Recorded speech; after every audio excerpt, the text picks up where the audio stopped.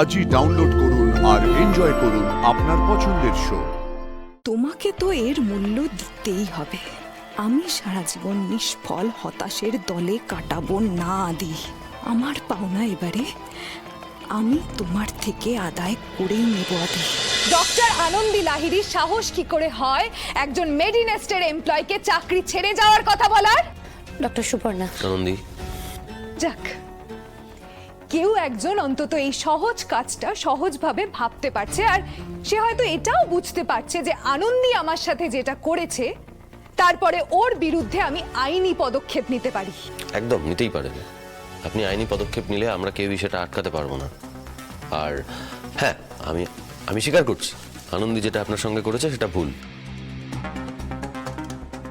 আর পাশাপাশি এটাও ঠিক, আপনি তো বাইরের লোক, আপনি না ঠিক বুঝবেন না পরিবারের একজন সদস্যের এরকম পরিণতি হলে মনের অবস্থাটা ঠিক কিরকম হয়। তাই হয়তো আনন্দী ভুল করেই আপনার গায়ে হাত তুলে ফেলেছে। আমি আনন্দীর হয়ে আপনার কাছে সরি চাইছি। আমি আগেও এই কথাটা আপনাকে বলতে গেছিলাম, কিন্তু আপনি শোনেননি। শুধু একটাই কথা বলবো, এই বিষয়টা থেকে আপনি দূরে থাকুন।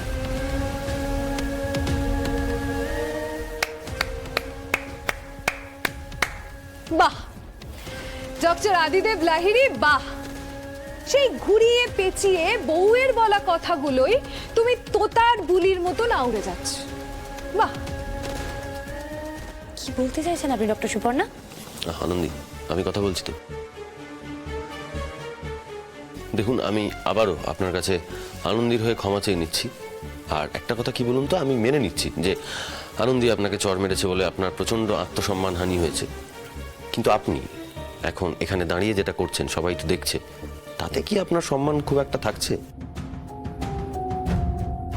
তোমরা এটা আমায় করতে বাধ্য করেছো ডক্টর আদিদেব লাহিড়ী। ওকে, ফাইন, সেটাও মেনে নিলাম। আমরা বাধ্য করেছি, কিন্তু আমরা বাধ্য করলেই আপনি কেন বাধ্য হবেন? আপনি তো একজন স্বাধীন বুদ্ধিমতী মানুষ, আপনি আপনার সম্মান রক্ষার দায়িত্বটা নিন না। আর আমি যতদূর জানি, কাব্য তো আপনার আপন নয়। আপনার মান সম্মান, আপনার আত্মসম্মান, সেগুলো আপনার আপন। দয়া করে সেগুলোকে রক্ষা করার ব্যবস্থা করুন। আমি আবারও রিপিট করছি, আপনি প্লিজ এই কেসটা থেকে দূরে থাকুন।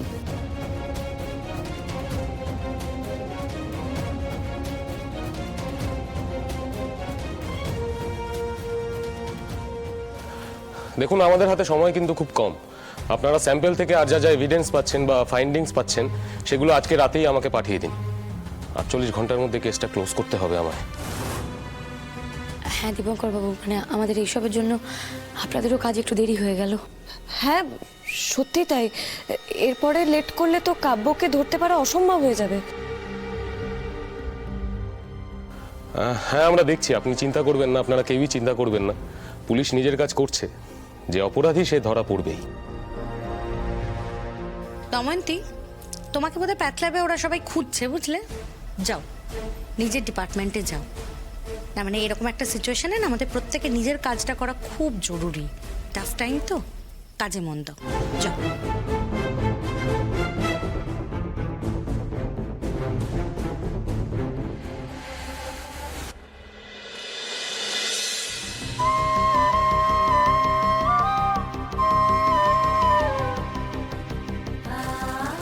দেখে ভালো লাগলো, এত কিছুর মধ্যেও তুমি আমার হাতটা ধরতে ভুলে যাওনি।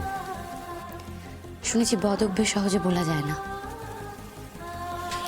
তাহলে এটা ভাবে কি করে যে আমার সব বদ অভ্যেসগুলো আমি ভুলে যাব? তোমার বদ অভ্যেস? তোমাকে ভালোবাসার বদ অভ্যেস, তোমার পাশে থাকার বদ অভ্যেস, তোমাকে প্রোটেক্ট করার বদ অভ্যেস, তোমার সামনে দাঁড়িয়ে বুক চিতিয়ে গুলি খাওয়ার বদ অভ্যেস।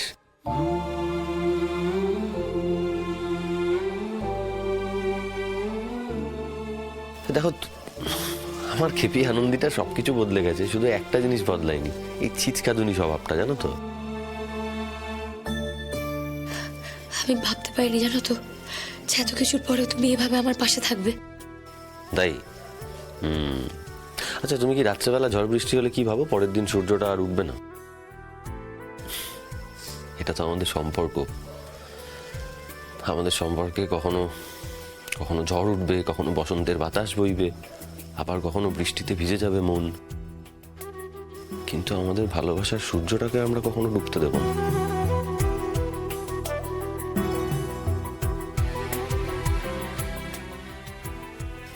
দেখো কি এটা কি করছো, এই দেখেছো তো, এই তোমার সঙ্গে উমার এই বিষয়টাতে একদম খুব মিল আছে। তোমরা দুজনেই কান্নাকাটি করে চোখ মুখ ভিজিয়ে কে যে কম্পিটিশনে আগে জিতবে সেটার জন্য কম্পিটিশন করো। হ্যাঁ, কি করে ভাবলে তোমার হাতটা আমি ছেড়ে দেবো, তাও আবার অন্য কারোর হাত ধরার জন্য? তা সেদিন তোমরা মন্দিরে দুজন মিলে কনসাল্ট করে যাওনি? বিশ্বাস করো, আমি আমার মাথায় হাত রেখে বলছি, আমি আর সুপর্ণা এটা নিয়ে আলোচনাই করিনি। এটা একটা কোইন্সিডেন্ট।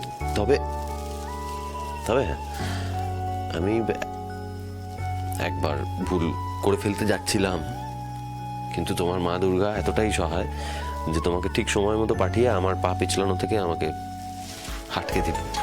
তা তুমি ভুল করবে কেন? ভুল দেখো, ভুলের কোনো কেন কি বৃত্তান্ত মানে কিছুই হয় না। মানে আরে কেপি, ওই জন্যই তো এটা ভুল। দেখো, তখন সুপর্ণা যে রেশনালি কথাবার্তাগুলো বলেছিল সেগুলোর জন্য আমি একটু ওর পাশে ছিলাম, জাস্ট এইটুকুই।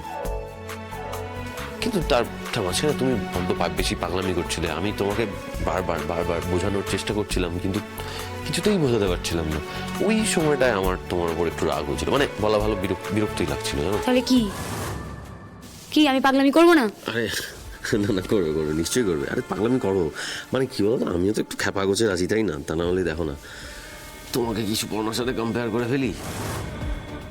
এটা তো ভুল করেই করে ফেলেছি, কিন্তু তুমি তাই বলে এটা ভেবো না যে আমি তোমায় ভালোবাসি না। ভালো তো আমি তোমাকেই বাসি, আর সারাটা জীবন তোমাকেই ভালোবাসবো। দেখো, তোমার এই জায়গাটা না তুমি ছাড়া অন্য কেউ আর নিতে পারবে না।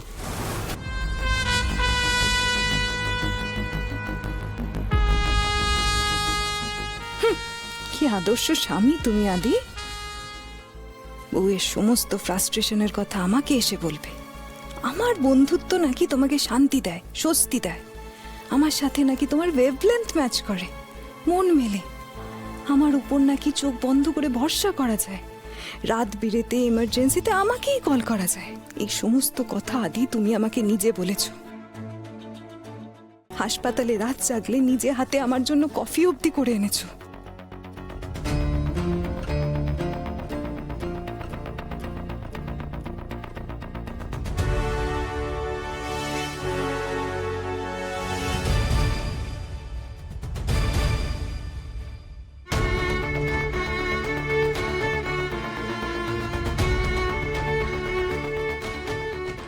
আমার ভেতরের সমস্ত রকম আশা জাগিয়ে দিয়ে এখন আনন্দের আঁচলের তলায় আশ্রয় নিলে আদি? হবে না, কিছুতেই এটা হবে না। তোমাকে তো এর মূল্য দিতেই হবে। আমি সারা জীবন নিষ্ফল হতাশের দলে কাটাবো না আদি।